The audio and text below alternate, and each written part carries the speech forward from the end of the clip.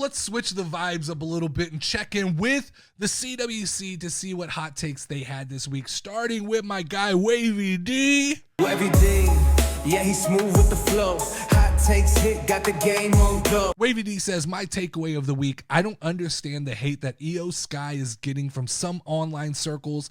The live audiences are loving her.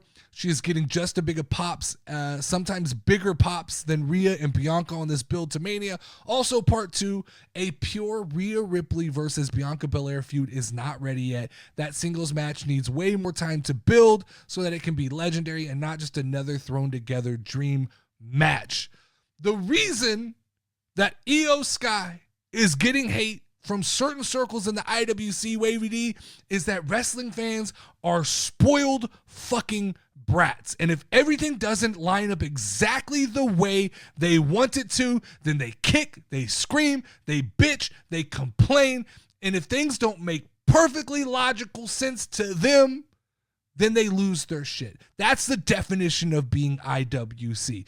IYO Sky is in the main event because, like you said, Rhea Ripley and Bianca Belair aren't ready for a one-on-one feud yet. But on top of that, IYO Sky is in the main event because IYO Sky is getting over with the casual wrestling fan base. You nailed it, Wavy D, and let me double down on what you just said, because I've gone on record as openly stating out loud numerous times to the casual wrestling fans, I don't understand the appeal of IYO Sky. But I can say that while recognizing that I'm not a fan of IYO Sky, I also recognize that this falls on me, that I'm not connecting with IYO Sky.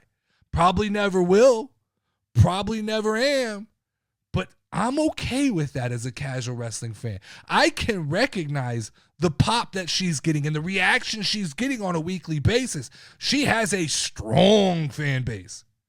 And I may make jokes about it. I may make jokes about the end, but that's just to have fun. I clearly can recognize that she is more than over enough to be in that ring with with Rhea Ripley and Bianca Belair.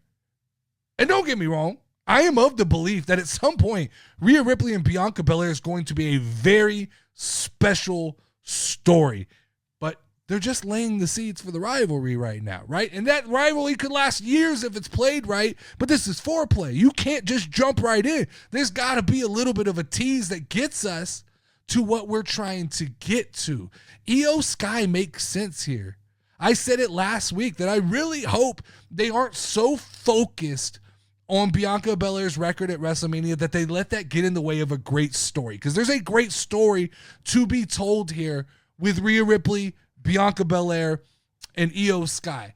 I believe IYO should retain at WrestleMania, and that the fallout should be that Rhea Ripley and Bianca Belair just didn't pay enough attention and didn't take IYO seriously enough.